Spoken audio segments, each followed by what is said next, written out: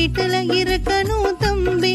அப்புறம் லத்தியத்தான் தூக்கிக்கிட்டு போலீஸ் அடிச்சாக்கா வாங்கிட்டு வரணும் தம்பி. அப்புறம் லத்தியத்தான் தூக்கிக்கிட்டு போலீஸ் அடிச்சாக்கா வாங்கிட்டு வரணும் தம்பி. இதை நினைக்கும் பொழுது மனம் வலிக்கும் வலிக்கும். அட வீட்டுல இருட தம்பி.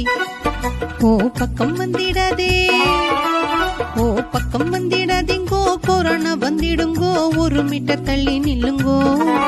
அட கையத்தான் கழுவனுங்க, சானிடைசர் யூஸ் பண்ணுங்க, சுத்தமாக நீங்க இருங்கோ. கொரோனா